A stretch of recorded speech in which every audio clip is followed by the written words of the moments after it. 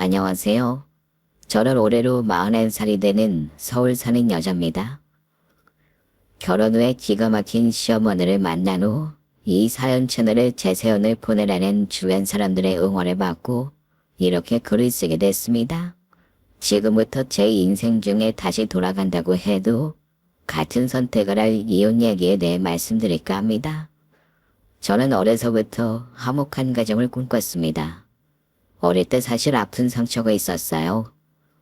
엄마랑 아빠가 이혼을 했고 오빠랑 저랑 엄마랑 셋이서 지냈거든요. 저한테는 6살 많은 오빠가 있었는데 오빠는 아빠가 안 계신 빈자리를 자기가 채우려고 하는 것 같았어요. 그래서 오빠는 항상 맞이이자 가정 노릇을 하려고 했습니다. 저희 친정오빠는 고등학교 졸업하자마자 사업 준비하면서 아르바이트를 동시에 하더라고요. 그때 엄마는 주변 아주머니들의 입소문에 부동산에서 일하게 됐습니다. 전 그런 오빠랑 엄마를 보며 공부를 열심히 해서 집에 보탬이 되고 싶다는 생각만 들었습니다. 이 집안에서 열심히 살아남아야만 오빠랑 엄마한테 보답할 수 있다고 생각했죠. 결국 저는 죽도록 공부해서 서울의 이름만 들어도 알 수 있는 4년제 인류대학에 가게 됐어요. 저 대학 입학할 때 친정오빠는 준비하던 사업을 드디어 시작했습니다. 오빠가 준비했던 사업은 닭갈비찜이었는데 오빠는 닭고기를 어떻게 써야 하는지부터 처음부터 공부했고 여기저기 아는 가게 사장님들, 정육점 가게 사장님들 인맥을 엄청나게 만들어 놨더라고요. 저한테도 소개를 해주셨는데 사장님들 말씀이 요새 오빠 같은 청년이 드물다면서 어떻게 이렇게 처음부터 하나하나 다 배우려고 하냐고 너무 기특해서 하나라도 더 알려주고 싶다 하시답니다. 역시 저희 오빠다 싶었어요. 심지어 제 대학 입학비도 오빠가 내줬습니다. 저는 오빠한테 고마워하면서 서울에서 자취 시작하고 대학을 다녔습니다. 나중에 졸업하고 취업을 하면 꼭 오빠한테 보답할 거라고 생각하면서 말이에요. 그렇게 저는 대학을 졸업하고 취업 준비 끝에 대기업에 들어가게 됐습니다. 회사 첫 월급으로 엄마랑 오빠 선물을 샀고요. 오빠랑 엄마랑 셋이서 저는 이제 엄마 일하지 마시라고 오빠랑 저랑 조금씩 용돈 드리며 엄마 일을 시작해 하고 싶었어요. 오랜만에 보니 엄마 주름도 늘고 허리도 많이 굽었더라고요. 하지만 엄마는 아주 팔팔하다며 부동산에서 일하는 게 재밌다고 계속 일하겠다고 하셨습니다. 그리고 친정오빠는 가게에 자주 오던 단골 손님과 눈이 맞아 연애를 하게 됐고 두 사람은 결혼을 하게 됐습니다. 또한 친정집에 친정오빠 부부가 친정엄마랑 합가까지 하게 됐죠.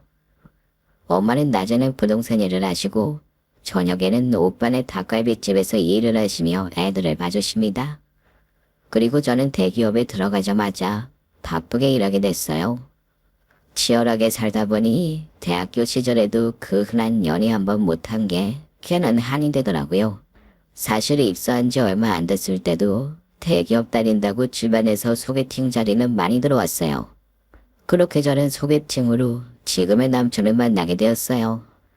남편은 현재 홀 시어머니를 두고 별다른 형제 없이 외동아들이었습니다. 홀 시어머니는 현재 경제적인 활동을 하지 않으셨죠.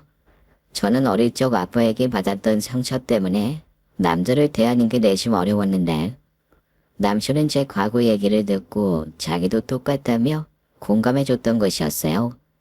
두고 분의 돌아가신 시아버지와 시어머니는 옛적에 이혼하셨다고 합니다. 그래서 남편도 아빠 없이 살았는데 가정적인 가정을 이루는 게 꿈이라고 했죠. 그리고 저희는 자연스럽게 연애를 하게 됐습니다. 근데 남편의 어머니가 시어머니라는 부분에 대해서 걱정이 됐어요. 아무리 그 사람이 좋고 사랑한다고 해도 결혼은 현실적인 거잖아요. 그래서 결혼이 망설여졌어요. 정말 진심으로 사랑한다고 해도 그 집안 사람들까지 전부 사랑하고 책임지는 건 현실적으로 너무 어려운 일이잖아요. 근데 오빠, 어머님이 혼자 계셔서 나중에 오빠 결혼하면 어떻게 지내신다는데? 냉정한 말일지 몰라도 난 이건 확실히 하고 싶어. 에이, 엄마야 혼자서 알아서 잘 지내겠지. 지금도 잘 지내시고 계시고. 우리 엄마 얼마나 정중하신데.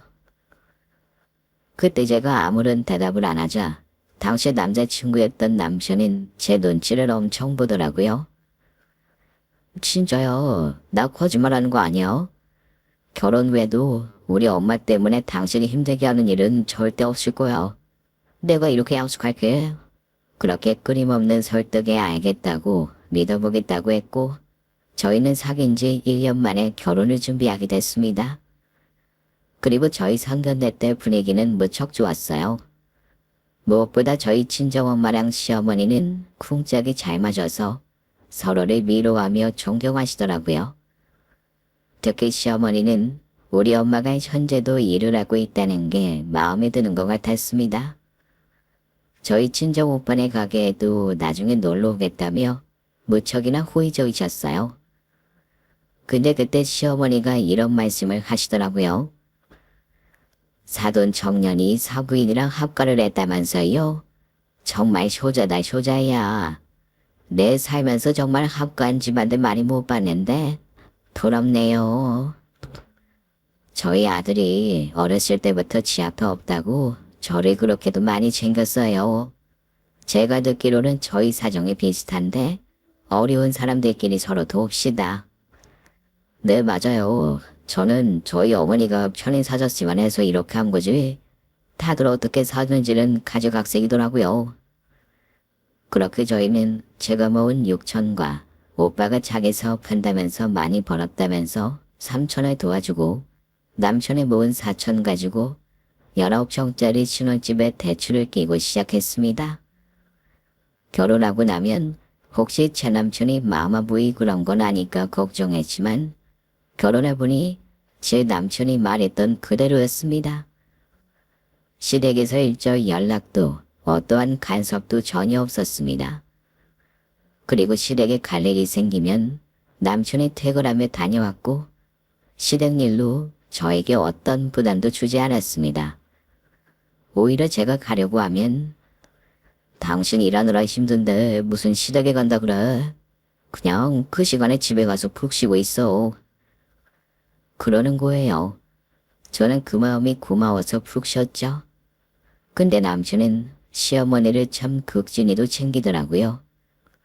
남편은 회사에 가기 전에도 시어머니한테 전화하고 회사 끝나자마자 저희 신혼집이 아니라 신혼집에서 15분 걸리는 어머니 댁에 가서 밥 차려드리고 저희 집에는 밤 12시가 다 돼서 오답니다. 저는 처음에 신혼집 위치를 정할 때 남편이 고작 경기도 근처에 있는 서울 끄트머리로 정하려는 게 이상하다 생각했는데 어머니 댁에 더 빨리 자주 가고 싶어였다는 걸 깨닫게 됐어요. 남편은 일주일에 6번은 어머니 댁에 먼저 갔습니다. 엄마 밥 먹는 거 보지 않으면 자기 밥이 넘어가지 않는다면서 말이에요. 그리고 자기도 어머니 밥 먹는 거 보고 자기도 먹고 왔다고 하는 거예요.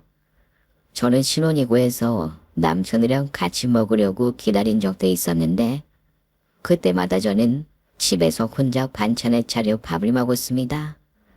남편은 그때 씻고 혼자 자러 가고요. 이게 신혼부부가 맞나 싶었어요.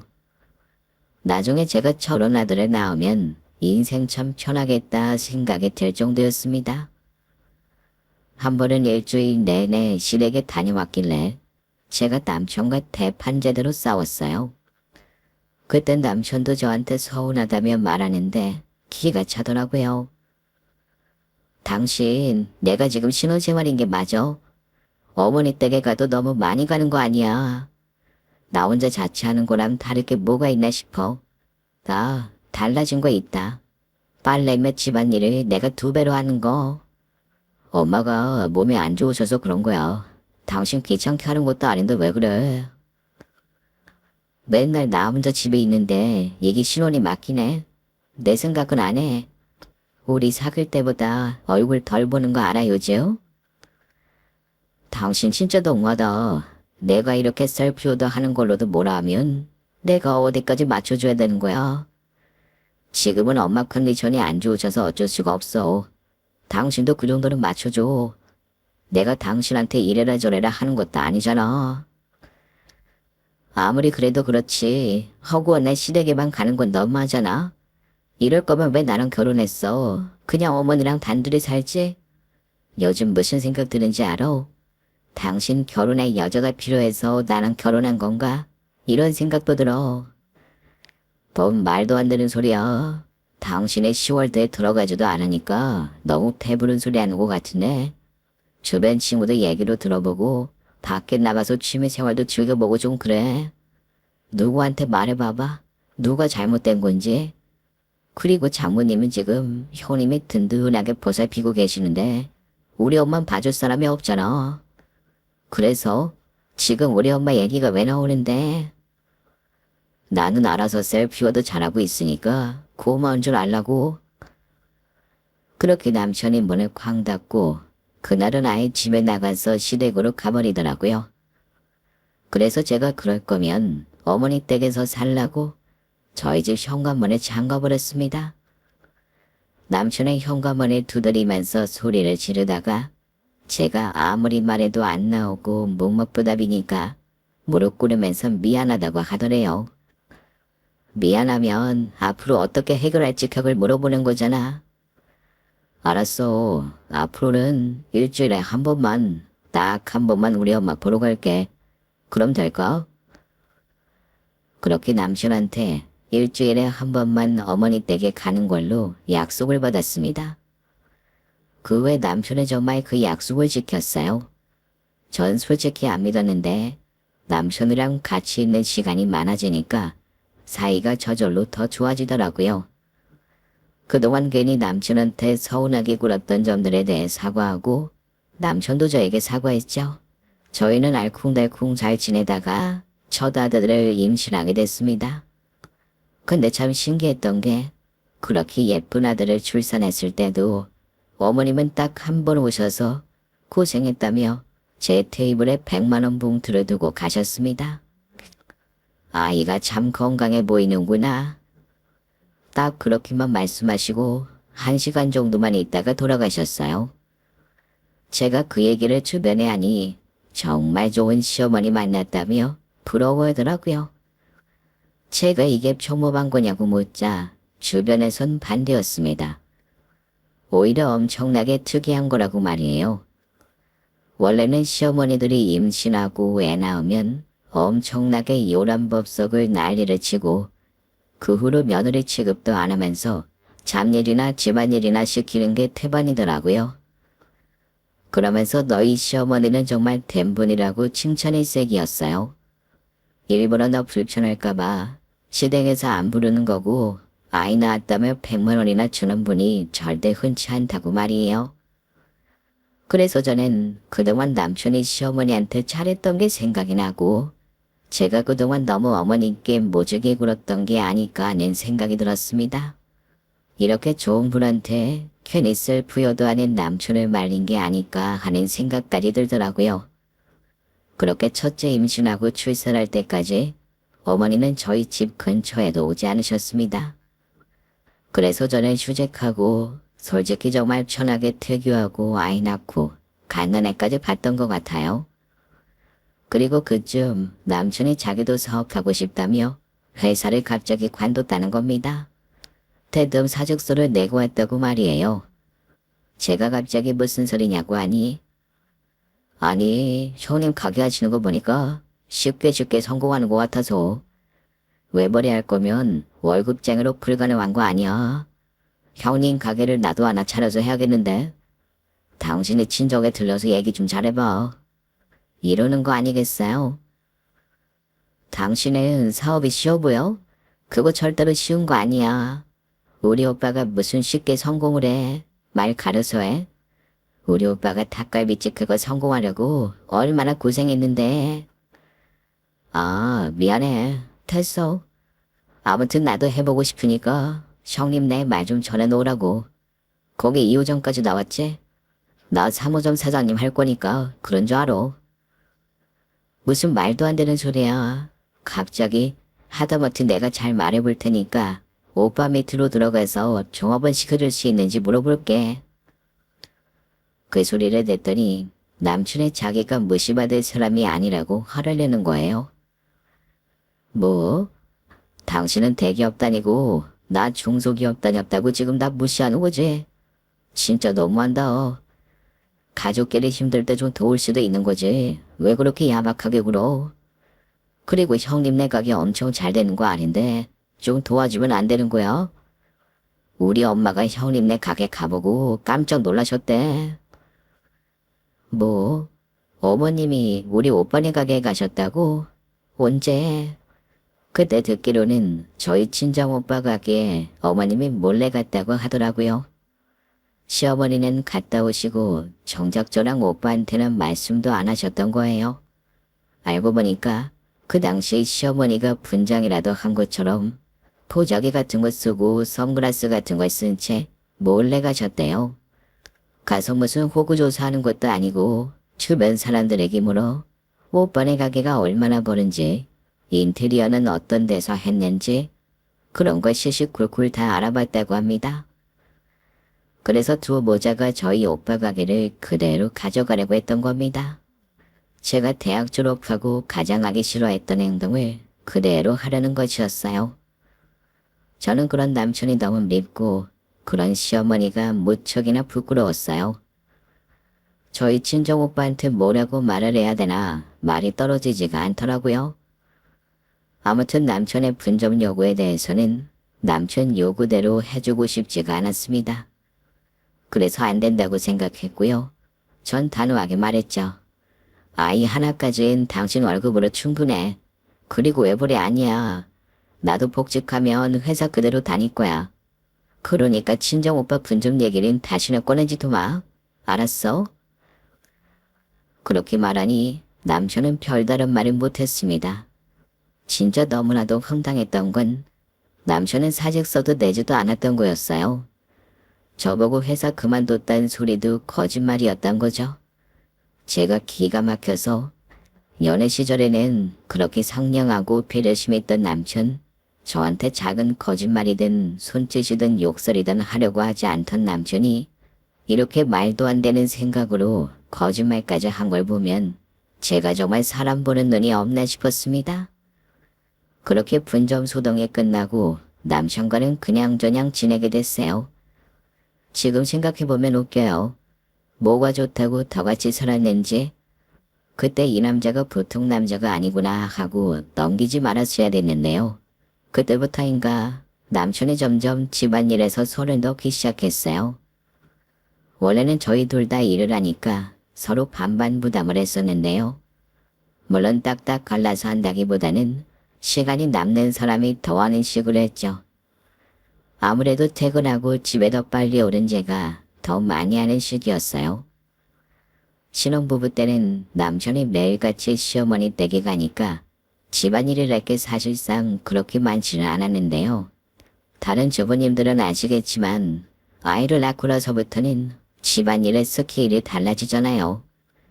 무엇보다도 저는 정말로 첫째가 어느 정도 자란 후에 복직을 했고 회사를 제대로 다니면서 아이 보고 집안일까지 하는 슈퍼맘이 됐습니다. 그래서 남편에게 집안일 얘기를 당당하게 할 수 있었죠. 남편도 초반에는 거기에 태클을 걸지 않았고요. 근데 그 분점 얘기가 거절되고 나서부터 남편이 묘하게 하나둘씩 그만두는 느낌이었어요. 사소하게는 출근할 때 음식 쓰레기 좀 버려달라고 부탁했던 것도 어느 순간 제가 하게 됐죠. 화장실 청소도 남편이 하던 걸 안 하니까 제가 하게 됐고요. 들어보면 다 술 마시고 당구 치는 친구들이었어요. 자기 딴에는 나중에 같이 사업 꾸릴 좋은 모임 사람들이라고 하는데 제가 보기에는 영 아니었거든요. 그도 그랬게 저는 너무 놀랄 일이 있었는데요. 그 친구들은 어떻게 알게 되었냐면 제가 일찍 퇴근해서 아이를 재우고 있었는데 남편놈의 그 술 마시는 친구들이랑 3차로 갈 데가 없다며 저희 신혼집에 데리고 온 겁니다. 저는 그때 문전박대를 하고 싶었는데 남편이 자기 친구들 앞이라고 갑자기 고집을 부리는 바람에 저도 기 살려준다고 술 가져오고 따라오고 족발 시켜달래서 족발 시켜주고 그랬네요. 그때 남편 데리고 안방에 들어가서 이야기했습니다. 당신 미쳤어? 지금 몇 시인 줄 알아? 지금 한 12시쯤 넘었지? 내가 진짜 시간 물어본 줄 알아? 이 시간 되도록 술을 마시고 싶어? 그리고 마실 거면 좀 곱게 마실 것이지. 왜 친구들을 집에 데려와? 내가 애 겨우 재웠는데 애 끼우면 어떡하려고. 좀 친구 집에 데려온 게 몇 번이라고 정말 너무하네. 내가 결혼하고 친구들 데려온 적도 별로 없는데 그냥 남편 기준 세워주면 안 되는 거야? 애 안 깨게 내가 조용히 할 테니까 당신이 그냥 옆에서 장단이나 좀 맞춰줘. 그래서 깨면 어떻게 할 건데? 당신은 다시 재울 거야? 알았어. 재운다니까. 재울 테니까 가서 술이나 따로. 그렇게 남편 말대로 저는 새벽 1시가 다 되어가는 시간에 제 신혼집에서 남편 친구들 3명이 끼어가지고 족발을 대접하고 옆에 가만히 앉아 있었습니다. 그러는 와중에 남편이 매일같이 만난다는 그 친구들을 흘끗흘끗 쳐다봤죠. 근데 문제는 이 사람들이 도저히 평범한 회사원이나 사업가로는 안 보인다는 것이었습니다. 딱 봐도 백수 같았죠. 아무튼 한시도 같이 있고 싶지가 않았습니다. 그러던 차 남편의 고성방가에 결국 아이가 잠에서 깨버리고 말았습니다. 엄청나게 울어대는 아이 울음소리에 순간적으로 떠들썩하던 잡담이 끊겼습니다. 당신 때문에 애 깼잖아. 그리고 저는 아이를 재우러 방에 들어갔는데요. 남편이 그 마루에서 제 험담을 하고 있는 겁니다. 아니 저 사람은 맨날 뭐 별것도 아니고 가지고 저렇게 뭐라고 하는 거 있죠. 형님들 생각하시기엔 어떻습니까? 아무리 생각해도 네가 너무 잡혀 사는 거 아니냐? 그렇죠. 제가 결혼 초기에 딱 바짝 잡아놔야 되는 건데. 그래, 여자는 남자가 꽉 잡아야 아무 말 못하니까 이럴 때 그냥 넘어가면 안 돼. 솔직히 네가 잘못한 게 뭐가 있냐? 매일같이 회사에서 일한다며. 그럼 월급도 주겠다. 네가 꿀릴 게 뭐가 있어? 제가 애를 재우고 겨우 말하러 나왔더니 저딴 말도 안 되는 얘기들을 하고 있는 겁니다. 제가 너무 어이가 없고 화가 나서 뭐라고 하라고 했는데 오히려 남편이 첫반하장으로 뭐라고 하는 거예요. 당신 해도 해도 너무하는 거 아니야? 내가 이 집안의 가장인데 가장이 들어와서 아내 눈치나 보는 게 말이 된다고 생각해? 당신 말 다 했어? 다 못했는데 내가 힘들게 매일같이 일하고 월급도 당신 통장에 주고 그러는데 당신이 고마워하지는 못하고 말이야. 어디 하늘 같은 남편한테? 대충 들어보니 남편은 술에 취해 고주망태가 되어서 아무 말이나 짓거리고 있는 거였죠. 거기 있는 형님이란 친구들은 낄낄거리면서 비웃고 있는 거고요. 저는 그 상황이 너무 역겨워서 남편과 친구들의 전부 현관문 밖으로 밀어 넣었습니다. 전부 나가요. 나가라고. 당신도 나가. 제대로 제정신 차리고 올 때까지 당신은 이 집 출입 금지야. 그렇게 남편 친구들까지 보내버리고 저는 애 데리고 친정으로 갔습니다. 그러니까 상황의 심각성을 깨달은 남편이 그제야 친정으로 찾아와서 무릎을 꿇더라고요. 말씀드렸다시피 저희 친정에는 오빠네 부부랑 저희 친정엄마가 같이 살고 있었는데 전부 보는 앞에서 남편은 석고대죄를 하답니다. 제가 죽을 죄를 졌습니다. 지금 이 이후로 다시는 술은 입에 안 댈게요. 그러니까 한 번만 용서해 주세요. 그렇게 비는 남편이 꼴도 보기 싫어 전에 썩거지라고 했는데 그걸 보는 친정어머니가 참 안 되었다고 생각했는지 한숨을 푹 쉬더니 그냥 밥을 차리시더라고요. 제가 뭐 하는 거냐고 여쭤보자. 닥서방도 솔직히 그 사람들이랑 어울리고 싶어 그런 것도 아닌 것 같은데 네가 한 번만 용서해줘라. 사업하는 사람들이라고 하고서 술 마시고 헛짓거리하며 돌아다니는 사람들 내가 잘 알아. 그러면서 소고기 묵국에다가 밥을 퍼서 남편에게 주는 겁니다. 사실 저희 친정아버지가 옛적에 친정엄마랑 이혼하셨다고 했잖아요. 그 이유가 바로 저였거든요. 사업한다고 해놓고 디지런 빚은 다 벌려놓고 술 마시면서 불량한 사람들이랑 어울려 다녔어요. 저희 친정어머니는 남편을 보면서 딱 저희 친아버지를 생각하셨던 모양입니다. 그래서 저는 그게 더욱 안 된다고 생각했어요. 근데 저희 친정어머니는 이미 측은지심이 드셨는지 저희 남편을 보는 눈이 참 안 돼 보였어요. 남편은 제 눈치를 보더니 허겁지겁 그 소고기 먹국을 먹고 너무 맛있다며 장모님 짱이라고 칭찬에 말이라도 못하면 정말 그 광경을 보던 저희 친정오빠는 조금 단호하게 말하더라고요. 매제 내가 솔직히 이렇게까지 말 안 하려고 했는데 더 이상 사업 얘기를 안 했으면 좋겠어. 네?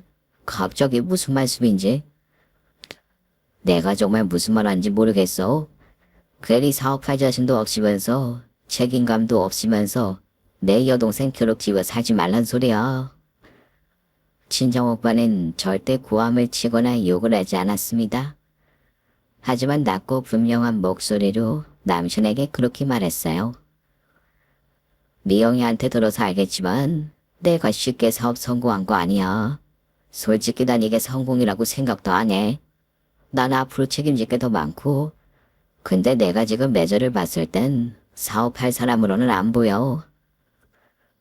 아이 형님. 그니까 지금 다니는 회사 열심히 다니면서 미영이 속 안 상하게 좀 해줘. 그게 내 처음이자 마지막 부탁이야. 미영이 내가 정말 아끼는 동생이자 가족이야. 더 이상 미영이 눈에서 눈물 나게 하면 나 매저 다시는 안 볼 생각까지 할 거야. 아니 뭘 그렇게까지 말씀을. 아이 너무 진지하시다. 남편은 장난으로 풀어가라는 듯 웃었지만 저희 오빠의 표정에는 단 이 말에 웃음기도 없었습니다. 남편은 곧 진지함을 알아채고는 고개를 끄덕였습니다. 네 형님. 제가 다시는 미영의 눈에 눈물 나지 않게 하겠습니다. 이 사람 남편에 어울리는 사람이 되도록 노력하겠습니다. 정말 죄송합니다. 그렇게 남편은 저와 오빠네 부부 그리고 저희 친정엄마가 있는 자리에서 맹세했습니다. 그 후에 남편은 정말 많이 달라졌어요. 마치 연애 시절로 돌아간 것 같았죠. 신혼생활이 지금인 것 같았습니다. 집에 오면 차곡차곡 끼어져 있는 빨래와 이미 깨끗해진 방바닥 그리고 아이한테 밥을 먹이고 있는 남편이 있었습니다. 저는 너무 깜짝 놀라 이게 무슨 일이냐고 물었지만 남편이 그러더라고요. 당연히 이렇게 했어야 되는 건데 내가 너무 뒤늦게 당신한테 당연한 걸 해주지. 정말 미안해. 그러면서 남편은 묵묵히 자기 할 일을 했습니다. 딱 결혼 시절 중에 이때가 남편이랑 지낼 때 가장 좋았던 시절 같아요. 그러다가도 주말이 가끔 저희만의 시간을 가지자고 하는 겁니다. 있잖아, 이번 주에 우리 드라이브로 갈까? 드라이브? 갑자기 왜? 무슨 날도 아니잖아. 꼭 무슨 날이어야 놀러 가나? 우리 부부잖아. 그냥 바람 좀 쐬고 그러는 거지. 당신 요새 너무 고생해. 애들을 우리 엄마한테 맡기고 놀러 가자. 애들을 어머니한테 맡긴다고? 그래도 돼. 그래, 내가 미리 말해놓을 테니까 걱정하지 말고. 그러면서 저랑 정말로 드라이브를 가서 비싼 레스토랑 요리까지 사주더라고요. 근데 저는 나중에 알게 됐습니다. 남편이 어머님한테 애를 맡긴다고 한 적이 그 후로도 종종 있었는데요. 이건 전부 거짓말이었고 사실 비싼 시터를 썼다는 사실을요.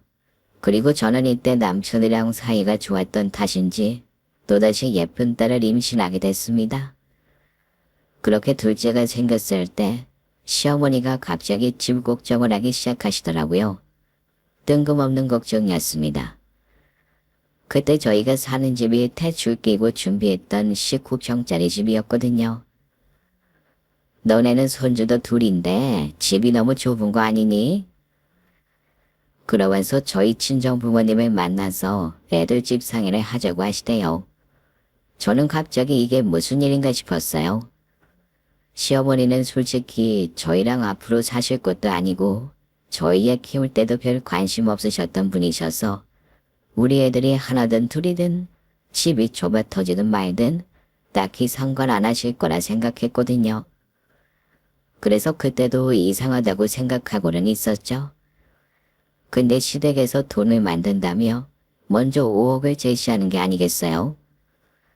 그 소식을 듣고 저희 친정에서도 돈을 마련한다며 난리였습니다.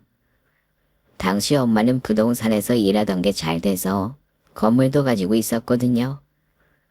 오빠도 닭갈비집 2호점까지 가지고 있었으니 돈이야 충분했고 저도 대기업 다니며 모은 저축이 있었으니까요.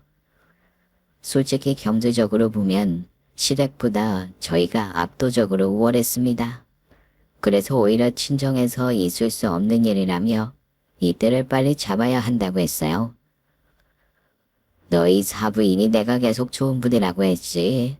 그러니까 이 좋은 기회에 가서 잘 살겠다고 말씀드리고 좋은 집에서 살아. 엄마 말 들어. 알았어? 아무리 그래도 갑자기 저렇게 덜컥 말씀하시니까 좀 무서운데? 그러게 내가 생각해도 좀 이상하긴 해요. 에이, 그래도 무슨 일이야 있겠어? 내가 들어보니까 사이가 효자라서 그렇지 사부인이 나쁜 분은 아니셔. 그러니까 너무 걱정하지 마. 그건 알지만 그렇다고 지금까지 전적이 없어지는 건 아니잖아. 아, 저번에 분점 열어달라고 한 거? 그거 아직도 그래? 아니, 그 후로는 일싹 닫았어. 근데 내가 지금이라도 말하면 얼씨구나 하고 춤추면서 들어올 것 같긴 한데. 아이, 그거 사직서도 제대로 안 냈다며? 그냥 너 어떤 생각하는지 궁금해서 박서방이 그렇게 한번 물어본 거지. 사람이 궁금하면 말이라도 못하니 그냥 빨리 돈 준비해서 갖다 드리고 집 받아와. 그렇게 저희 친정 식구들하고 돈을 이래저래 준비하고 있었습니다. 근데 제가 만삭이 되어가자 갑자기 시댁에서 돈이 없다고 하는 게 아니겠어요. 제가 어이가 없어서 남편에게 따졌더니 남편은 그냥 모른 새로 일관하답니다. 애가 곧 있으면 태어나는데 돈 없다는 게 말이 돼? 엄마가 돈 준비하신다고 했는데 잘 안 돼서 돈이 없으시대. 그럼 어쩔 수 없이 우리가 준비하지 뭐. 우리가 아니라 우리 친정집이겠지. 당신은 말을 꼭 이상하게 해서 나 이상한 사람 만들더라. 당신이 이상한 거 맞잖아. 지금 갑자기 우리 이사 가자고 사람 계획 다 세워놓고 돈까지 준비시키고 이게 뭐 하는 짓인데? 나랑 장난하는 거야? 아니 사람이 살다 보면 좀 일이 어우러질 수도 있고 그런 거지. 당신은 왜 그렇게 항상 칼같이 굴어? 그렇게 단호하게 살면 정이 없어도 너무 없어. 우리 가족이잖아. 가족끼리는 원래 힘들 때 돕고 사는 거라니까. 당신은 불리하면 꼭 그렇게 말하더라. 근데 내가 도움받은 적이 있는지 진짜 기억이 안 난다. 우리 엄마가 당신 시집살이 시킨 적이 있어? 그리고 우리 첫째 낳을 때도 100만 원 주셨잖아. 그건 도와준 거 아니야? 당신 지금 이 말하려고 그때 시집살이 안 시킨 거야? 뭐? 말을 또 왜 그렇게 해? 그렇게 엎치락뒤치락 싸우다가 결국 원래 친정집을 저희가 쓰기로 했습니다. 친정집은 시가 20억 정도 되는 40평 아파트거든요. 작년에 오빠가 2호점 가게 건물 2층으로 올리면서 엄마 더욱 좋은 곳에서 오빠네 부부가 모시고 살았으면 해서 신축 아파트로 바꿔드렸기 때문입니다. 근데 출산하고 돌아오니 시어머니가 짐 싸들고 저희 친정집으로 와 있는 거 아니겠어요?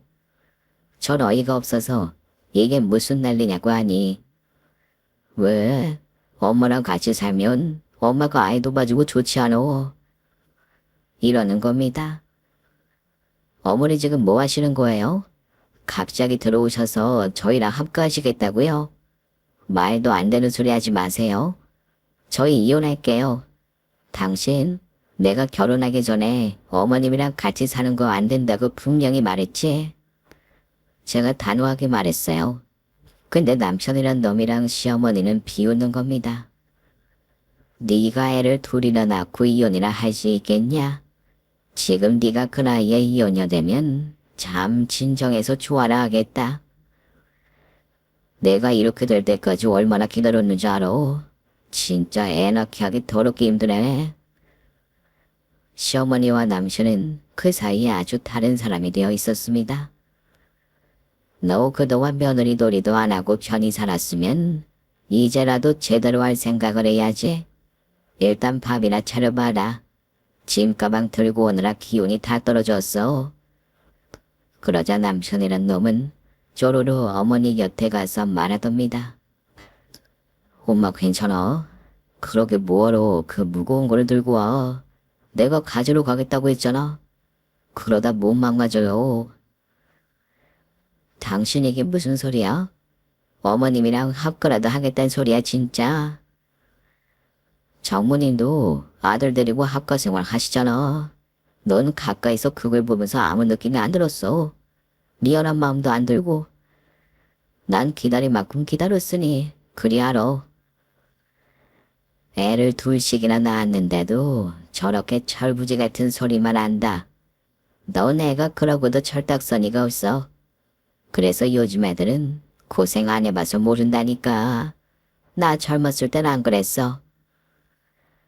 당신 내가 애 둘 낳았다고 뭐 다 잡은 물고기다 이거야. 그래서 이렇게 뻔뻔하게 말하는 거야. 잡은 물고기라니. 난 당신의 애를 둘 정도 낳으면 정신 차릴 줄 알았지. 그래서 그동안 조용히 있던 거였고. 근데 안 바뀌네 어떡해. 모르면 직접 가르쳐줘야지. 정말 말도 안 되는 개소리였습니다. 이 모자는 둘이서 애초부터 저랑 합갈 생각으로 시나리오를 짜고 결혼 생각을 했던 거였죠. 전 지금까지 당했다는 생각과 분노와 수치심, 말도 안 되는 감정들이 물밀듯이 쏟아져 나오는 것을 느꼈습니다. 그리고 이 모자한테 제대로 보여줘야겠다는 생각만이 들었죠. 그 즉시 아이를 시어머니 앞에 내려놓고 차곡차곡 짐가방을 싸기 시작했습니다. 제 행동을 보더니 시어머니와 남편은 어리둥절하더라고요. 당신 지금 뭐 하는 거야? 뭐 하긴 너랑 이혼할 거니까 지금 짐 싸고 있잖아. 얘는 말도 안 되는 소리를. 넌 애를 둘이나 낳아놓고 무슨 이혼이야 이혼은. 애들은 누가 키우라고. 애는 어머님이 키워주실 건데 왜요? 저 마음 놓고 정리할게요. 저는 정말 단호한 태도로 말했습니다. 처음에는 장난인 줄 알았던 남편과 시어머니는 제가 계속 짐을 싸다가 신발까지 신고 애를 둔 채 나가려는 걸 보고 제 바지가랑이를 붙였더라고요. 여보, 미안해. 내가 잘못했어. 순간적으로 내가 말도 안 되는 짓을 저질렀어. 그러니까 제발 봐주라. 그래, 지금 이 마당에 결혼하면 너나 내 아들이나 이혼남 이혼녀 되는 거야. 쌍방 좋을 거 없다. 다시 생각해. 어머니, 저 어머니 같은 분이랑 같이 살 거 생각하면 그냥 이대로 이혼녀 되고 제 인생 제가 행복하게 사는 게 훨씬 행복할 것 같아요. 원하시는 대로 애도 낳아드렸지만 정신은 못 차렸으니까 원하시는 착하고 합가에서 밥 차려주는 며느리 원하시면 죄송하지만 다른 여자 찾으세요. 전 그런 착한 여자는 못 되니까요. 그런 제 말에 시어머니는 순간적으로 할 말을 잃으셨는지 오한이 벙벙하시다가 곡소리를 내더라고요.